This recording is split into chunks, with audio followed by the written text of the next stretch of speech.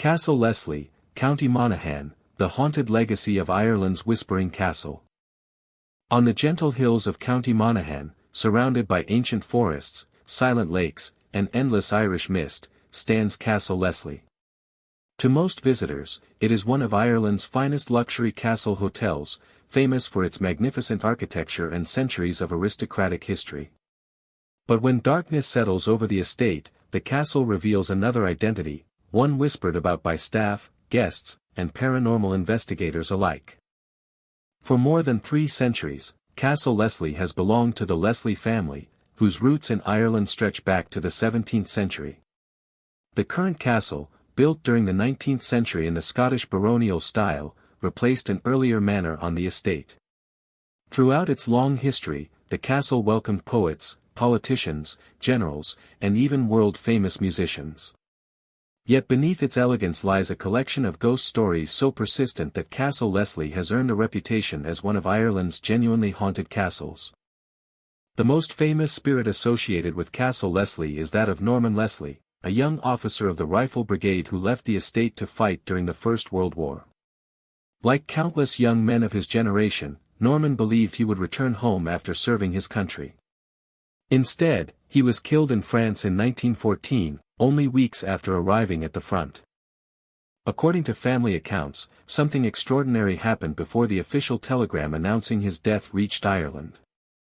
Late one night, Lady Marjorie Leslie, Norman's mother, awoke suddenly in the Red Room of the castle. Moonlight spilled through the curtains, illuminating the bedroom in pale silver. Standing quietly at the foot of her bed was Norman himself, dressed exactly as she remembered him before he left for war. He appeared calm. He was not wounded. He simply stood there, looking through a small collection of letters lying nearby. At first, Lady Marjorie believed her son had returned home unexpectedly. She called his name. Norman slowly turned toward her. He smiled gently. Then, before she could move or embrace him, his figure dissolved into empty air. Days later, official confirmation arrived that Norman Leslie had died in France at almost precisely the same time his mother had witnessed the apparition. The family believed they had experienced what many researchers call a crisis apparition, a phenomenon reported throughout history in which someone appears to loved ones at or near the moment of death. Whether supernatural or psychological, the account became one of Ireland's most famous ghost stories. But Lady Marjorie was not the only person to report seeing Norman. On the very day of his death, one of the estate's gamekeepers was walking near the old sundial overlooking the lake. As he crossed the gardens, he noticed Norman approaching in full military uniform. The young officer appeared perfectly healthy, walking with quiet confidence.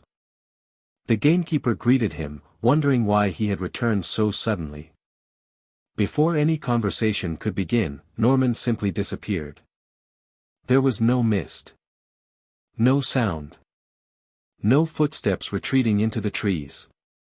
He vanished completely. When news of his death reached the estate shortly afterward, the sighting became impossible to explain. To this day, guests staying in the famous Red Room occasionally report sensing someone standing silently beside the bed during the early hours before dawn.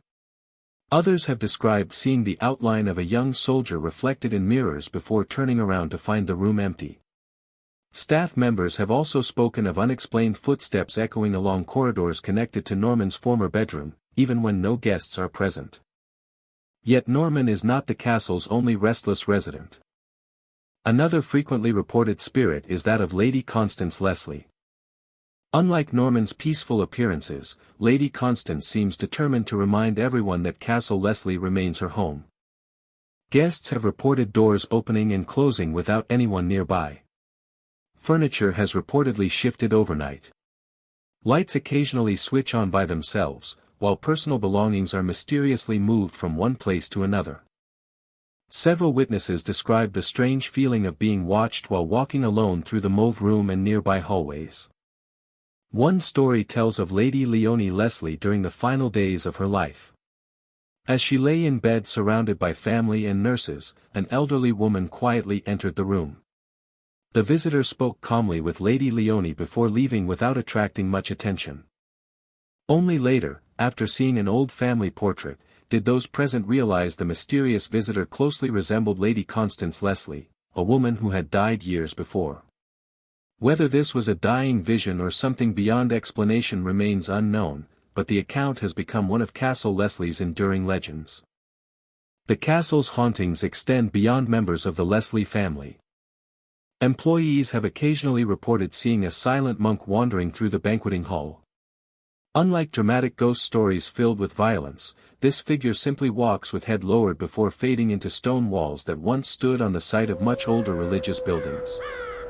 Some visitors have also reported hearing the distant cries of a child echoing through otherwise empty corridors. Staff searching for the source often discover deserted rooms and silent hallways. No child is ever found. Perhaps most unsettling is the account from a staff member working alone in the castle's basement. While performing routine duties, she reportedly looked up to see a gray-faced man staring directly at her. His expression was described as frighteningly empty. He moved rapidly toward her before disappearing only a few feet away, leaving no sound except the pounding of her own heartbeat. Castle Leslie has attracted numerous paranormal investigators over the years, including television crews hoping to document its unexplained reputation. Equipment has occasionally recorded unexplained sounds, sudden drops in temperature, and reports of bells ringing without visible cause. Although none of these events constitute scientific proof of ghosts, they have strengthened the castle's reputation among believers in the supernatural. Skeptics offer practical explanations. Old castles naturally creak as timber expands and contracts.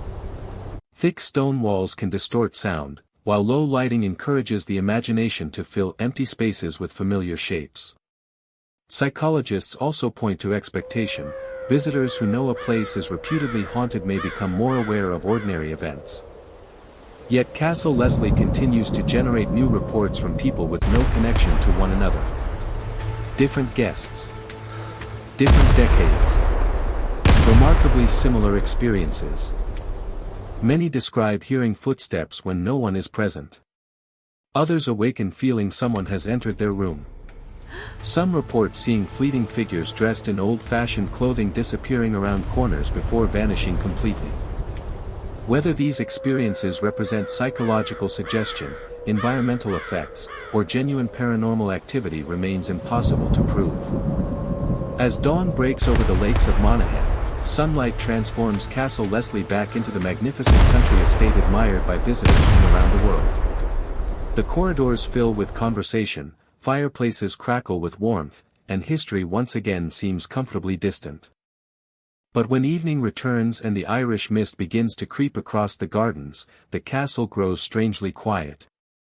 Perhaps somewhere near the old Red Room, a young soldier still walks the corridors he never truly left. Perhaps Lady Constance still watches over the home she refused to abandon. Or perhaps Castle Leslie simply preserves its memories more faithfully than any ordinary building ever could. Whatever the truth may be, one mystery remains unchanged after more than a century. Some stories are never buried. They simply wait for nightfall.